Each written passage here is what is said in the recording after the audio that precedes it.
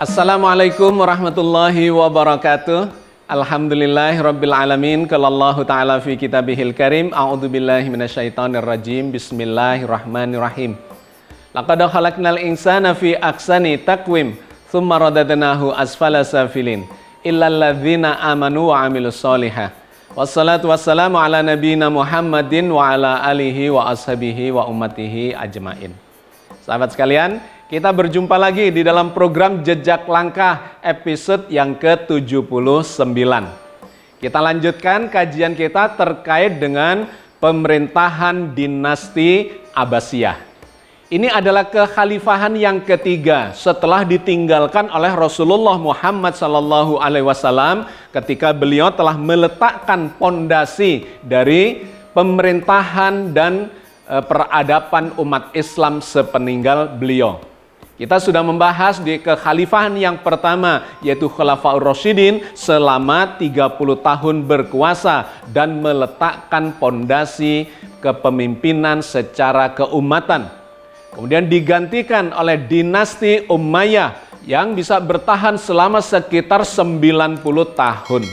Dan yang ketiga adalah dinasti Abbasiyah yang menggantikan kekhalifahan dinasti Umayyah, dan kemudian kita akan membahasnya bertahan selama sekitar 500 tahun dengan berbagai dinamika politik, kekuasaan, dan peradabannya. Sahabat sekalian, kita sengaja melakukan kajian secara terstruktur, sistematika, perkembangan politik dan peradaban umat Islam ini untuk mengambil pelajaran, mengambil hikmah bagi umat Islam di zaman sekarang. Dengan pelajaran itu kita berharap tidak akan mengulangi kembali kesalahan-kesalahan yang terjadi dalam sejarah keumatan ini, dan kemudian mengambil hal-hal yang bermanfaat untuk mengembangkan peradaban umat Islam ke masa depan. Kita sudah membahas dinasti Abbasiyah ini sampai dengan khalifah yang ketiga. Kita melihat perbedaan secara umum antara dinasti Abbasiyah dengan dinasti Umayyah. Dan di sini kita mendapatkan pelajaran yang menarik. Secara umum, dinasti Umayyah itu bertumpu pada kekuatan militer dan kemudian orientasinya adalah mengembangkan wilayah kekuasaan. Sehingga selama sekitar 90 tahun kekuasaan dinasti Umayyah itu, mereka para khalifahnya sebanyak 14 khalifah itu bisa menguasai wilayah yang sangat luas. Di Jazirah Arabia, sebagian Asia, sebagian Afrika, dan sebagian Eropa. Itu adalah kekhasan dari dinasti Umayyah. Dan kemudian mengalami perubahan orientasi di dalam pengembangan kekuasaan dan peradaban itu ketika berganti ke dinasti Abbasiyah. Dinasti Abbasiyah ini melakukan atau menjalankan kekuasaannya dengan orientasi yang berbeda. Tidak lagi menggunakan kekuatan militeristik sebagai tulang punggung utama. Karena itu di zaman dinasti Abbasiyah tidak melakukan perluasan wilayah, melainkan lebih kepada menjaga wilayah yang sudah diwariskan dari dinasti Umayyah kepada dinasti Abbasiyah, dijaga di perbatasannya supaya tidak diintervensi oleh kekuatan-kekuatan di luar kekhalifahan Islam dinasti Abbasiyah waktu itu, dan kemudian para khalifahnya melakukan perubahan orientasi dari kekuasaan yang bertumpu secara militeristik menjadi membangun kekuatan ekonomi, kesejahteraan, dan peradaban, ilmu pengetahuan dan teknologi di zamannya. Sehingga kita melihat di zamannya dinasti Abbasiyah ini terjadi perkembangan peradaban yang sangat mengesankan. Kita sudah berbicara dimulai dari tahun 750, di mana dinasti Abbasiyah bisa merebut kekuasaan dinasti Umayyah melalui khalifah yang pertamanya, yaitu Abul Abbas As-Saffah. Dia inilah yang menjatuhkan kekuasaan dari dinasti Umayyah, dan kemudian selama 4 tahun dia melakukan konsolidasi untuk mempersatukan wilayah yang tadinya dikuasai oleh dinasti Umayyah itu.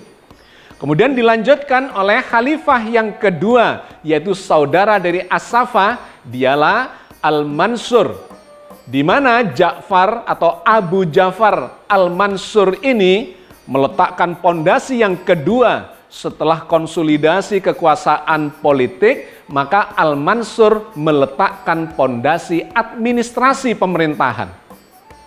Dikarenakan dia bisa berkuasa selama 21 tahun ya, maka dia ini bisa menata administrasi pemerintahan dengan sangat baik. Tidak lagi melakukan perluasan dan pendekatan militeristik, tetapi lebih kepada diplomasi. Dan kemudian menata administrasi dari berbagai wilayah yang sangat luas itu. Dia bersandar kepada salah seorang andalannya, tangan kanannya, yaitu Khalid bin Barmak, seorang Persia, di mana dia ini ahli administrasi pemerintahan dan ahli keuangan. Di tangan Perdana Menterinya inilah kemudian Al-Mansur bisa menata wilayah yang luas itu menjadi tertata dengan baik secara administrasi dan kemudian membangun kesejahteraan masyarakatnya dan meletakkan pondasi untuk membangun peradaban. Praktis dalam durasi kekuasaan yang sangat panjang selama 21 tahun itu, dia mengendalikan wilayahnya, pemerintahannya dengan stabil. Dan ini menjadi pondasi yang sangat kuat, sangat kokoh untuk menjadikan khalifah di generasi berikutnya melanjutkan pembangunan peradaban dan kesejahteraan umat pada waktu itu. Maka ketika Al-Mansur wafat, dia mewariskan kepada keturunannya putra mahkotanya, yaitu Al-Mahdi. Di tangan Al-Mahdi inilah dilanjutkan secara progresif pondasi yang diletakkan oleh dua bersaudara, yaitu As-Saffah secara kekuasaan politik dan kemudian Al-Mansur secara administrasi pemerintahan. Di tangan Al-Mahdi dikembangkan lagi secara progresif, kemudian dibangun perekonomiannya sehingga menjadi semakin kokohlah cikal bakal dari pemerintahan kekuasaan atau kekhalifahan dinasti Abbasiyah ini. Dalam 10 tahun itu, Al-Mahdi bisa membangun kesejahteraan umatnya atau masyarakatnya, bahkan kemudian meletakkan dasar-dasar pembangunan peradaban di bidang pendidikan, di bidang perekonomian, di bidang dakwah, dan membuka ruang perbedaan itu dengan sangat baik sehingga memunculkan pemikiran-pemikiran yang melandasi perkembangan dari peradaban umat pada waktu itu. Termasuk kita sudah membahas munculnya aliran-aliran pemikiran di zamannya Al-Mahdi itu. Di mana kita melihat dalam catatan sejarah, misalnya di bidang ilmu fikih, di zamannya Al-Mahdi itulah bermunculan pemikiran-pemikiran yang berbeda, madhab-madhab di bidang fikih misalnya. Dimulai dari Imam Abu Hanifah yang sudah muncul di generasi khalifah sebelumnya, ditambah pada zaman Al-Mahdi itu muncul generasi madhab yang berikutnya, yaitu Imam Malik, kemudian Imam Syafi'i, dan Imam Hambali. Diberi ruang untuk melakukan kajian-kajian dan perbedaan-perbedaan itu, termasuk di bidang sufisme atau tasawuf, dan berbagai pemikiran-pemikiran yang berkembang pada saat itu diberi ruang untuk melakukan kajian-kajian yang berbeda di dalam koridor yang masih diizinkan oleh agama Islam yang diturunkan oleh Rasulullah.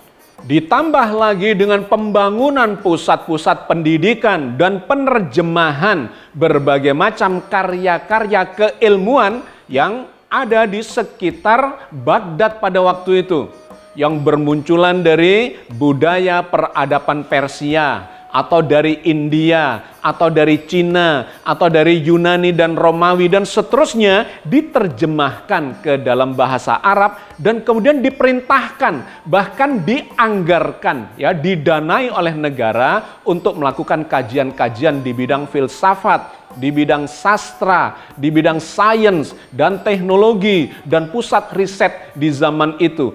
Itu luar biasa dukungan dari Al-Mahdi. Sehingga ketika Al-Mahdi ini wafat, dia mewariskan kepada generasi berikutnya yang kemudian menjadi puncak dari proses perkembangan peradaban Islam. Di zaman sesudah Khalifah Al-Mahdi ini terjadilah zaman keemasan Islam. Sahabat sekalian, siapakah yang menggantikan Khalifah Al-Mahdi itu? Maka kalau kita lihat di dalam silsilah sejarahnya, beliau digantikan oleh putranya, yaitu yang bernama Al-Hadi. Al-Hadi ini adalah putra sulung dari Al-Mahdi, sedangkan putra yang lainnya adalah Harun Al-Rashid. Nah, sahabat sekalian, kita lihat dalam sejarah ketika Al-Mahdi wafat, maka beliau digantikan oleh Al-Hadi. Cuma sayangnya Khalifah Al-Hadi ini mengalami kematian hanya dalam setahun kekuasaannya. Padahal Khalifah yang keempat ini yaitu Al-Hadi sesungguhnya memiliki komitmen yang sama untuk meneruskan apa yang telah dibangun oleh Khalifah ketiga yaitu Al-Mahdi. Dia sangat progresif, memberikan penghargaan, ruang perbedaan kepada masyarakatnya di dalam bidang pemikiran, dan kemudian mengembangkan pendidikan, mensejahterakan, dan sebagainya. Sayangnya pada waktu itu terjadi pemberontakan. Dan kemudian dalam pemberontakan itu ketika Al-Hadi memimpin untuk mengatasi pemberontakan itu, dia mengalami kematiannya. Tetapi pemberontakan itu sendiri kemudian bisa dipadamkan dan kemudian dilanjutkan oleh pengganti dari Al-Hadi yaitu saudaranya yang bernama Harun Al-Rashid. Di tangan Harun Al-Rashid ini pemberontakan itu kemudian bisa dipadamkan dan dia melanjutkan komitmen dari khalifah-khalifah sebelumnya untuk membangun kesejahteraan dan peradaban umat Islam pada waktu itu. Sahabat sekalian, Harun Al-Rashid inilah yang kemudian tercatat dalam sejarah dengan tinta emas. Karena di zaman pemerintahannya, masyarakat umat Islam di zamannya Bani Abbasiyah itu mengalami kemajuan yang luar biasa. Sangat sejahtera secara ekonomi. Bahkan Baghdad yang kemudian disebut sebagai kota 1001 malam itu menjadi pusat perdagangan dunia dan sangat makmur. Di zamannya dia juga Baghdad itu menjadi kiblat dari peradaban dunia. Tempat belajarnya para mahasiswa-mahasiswa dari luar Baghdad. Kenapa? Karena di zamannya Harun Al-Rashid ini dia mencurahkan perhatiannya untuk membangun sains dan teknologi. Satu lembaga yang sangat terkenal yang dibangun oleh Harun Al-Rashid adalah Baitul Hikmah. Di Baitul Hikmah itulah dilakukan pengkajian-pengkajian tentang sains dan teknologi. Diberi dana untuk riset yang sangat besar. Diberikan beasiswa kepada para mahasiswa yang ingin belajar sains dan kemudian melakukan penelitian di sana. Para pendidik, para guru diberi kesejahteraan yang sangat menghargai mereka sehingga mereka menjadi makmur. Ditambah lagi penerjemahan-penerjemahan yang semakin masif terhadap karya-karya dari peradaban di luar dinasti Abbasiyah pada waktu itu, dari Cina, dari India, dari Romawi, dari Persia dan sebagainya ke dalam bahasa Arab. Dan di zaman dia juga sangat terkenal dibangun rumah sakit yang pertama di zamannya pemerintahan atau kekhalifahan umat Islam. Di mana Harun Al-Rashid ini memberikan perhatian yang sangat besar terhadap perkembangan ilmu kedokteran. Sebelumnya ilmu kedokteran itu hanya dipelajari di dalam tempat-tempat forum-forum yang khusus saja, khususnya di kalangan istana, di kalangan para bangsawan. Tetapi di zamannya Harun al-Rasyid ini, pembelajaran ilmu kedokteran itu dibuka seluas-luasnya. Dibuka pusat-pusat pembelajaran ilmu kedokteran, ilmu pengobatan, farmasi, diberi tempat praktek berupa rumah sakit dengan manajemen yang sangat maju dan sangat baik pelayanannya pada waktu itu. Di rumah sakit yang kemudian dikenal dengan istilah Bimaristan itulah dilakukan proses pembelajaran dari para dokter itu. Manajemennya sangat bagus, tempatnya bersih, airnya berlimpah karena dekat dengan sungai Tigris dan seterusnya. Sehingga itu menjadi andalan yang didatangi oleh berbagai bangsa untuk belajar ilmu kedokteran di Baghdad pada waktu itu. Apalagi didukung dengan dana anggaran pemerintah yang besar dan ditambah lagi dengan penerjemahan karya-karya ilmu kedokteran dari peradaban sebelumnya. Sehingga praktis di zamannya Harun al-Rasyid inilah ilmu kedokteran itu mulai mengalami perhatian dan peningkatan secara sangat signifikan, dan nanti pada gilirannya di generasi berikutnya akan melahirkan ilmuwan-ilmuwan kedokteran Islam dari kalangan muslim yang meletakkan pondasi ilmu kedokteran modern sampai hari ini.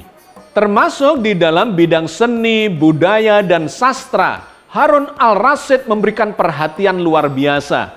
Sehingga kita mengenal dari era itulah bermunculan karya-karya sastra yang luar biasa. Di antaranya ada sastrawan yang sangat hebat dan kemudian karyanya diterjemahkan dalam berbagai bahasa. Dialah Abu Nawas yang kita kenal dalam cerita misalnya 1001 Malam itu. Dia ternyata bukan seorang atau tokoh legenda, melainkan dia sesungguhnya ada dan tercatat dalam sejarah sebagai seorang sastrawan dan sebagai seorang sufi yang mengalami perjalanan dari masa mudanya ketika melakukan pencarian spiritualistik sampai kemudian di penjara dan menemukan jati dirinya di dalam penjara itu sampai kemudian menjadi seorang sufi.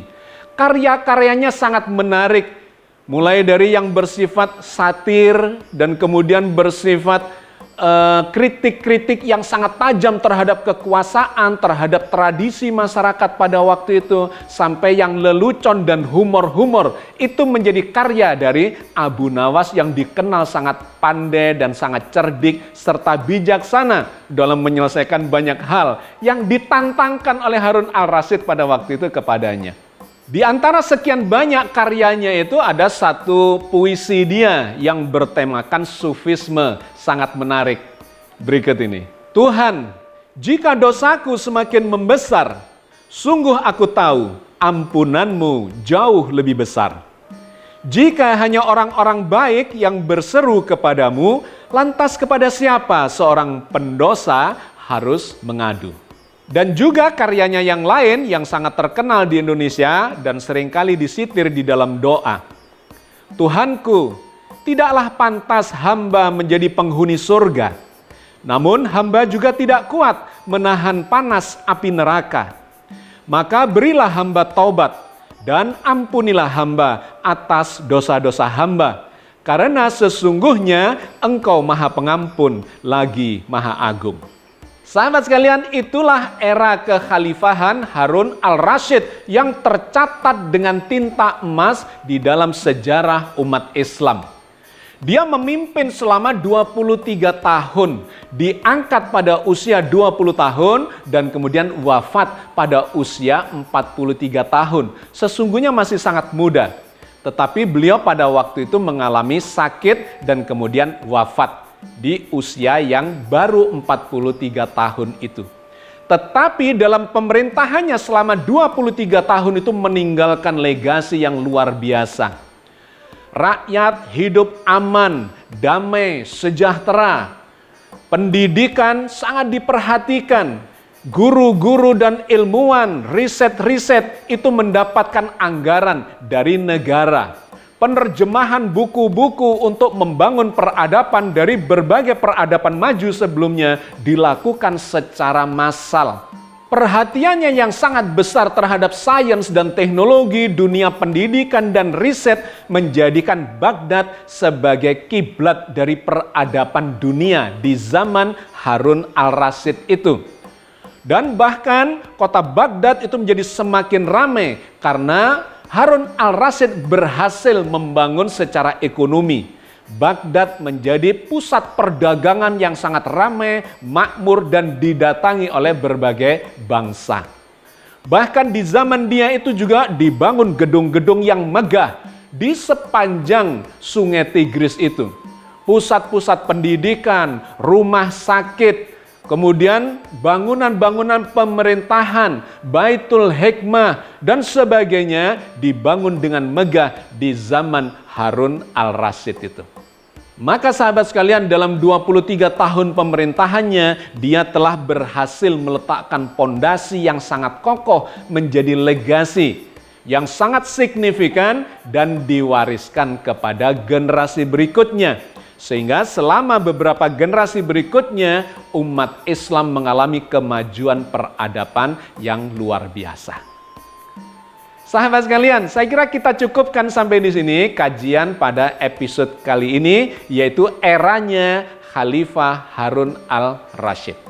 Mudah-mudahan sedikit yang kita bahas ini memberikan hikmah yang banyak, pelajaran yang baik kepada kita, bagaimana seharusnya kita mengendalikan dan memanage dan mengelola umat ini. Supaya umat Islam yang memang dijadikan, didesain sebagai umat teladan ini bisa mendapatkan keteladanannya kembali di abad ini dan ke masa depan. Mudah-mudahan Allah senantiasa membimbing kita di atas jalan yang diridhoinya. Amin ya rabbal alamin. Assalamualaikum warahmatullahi wabarakatuh.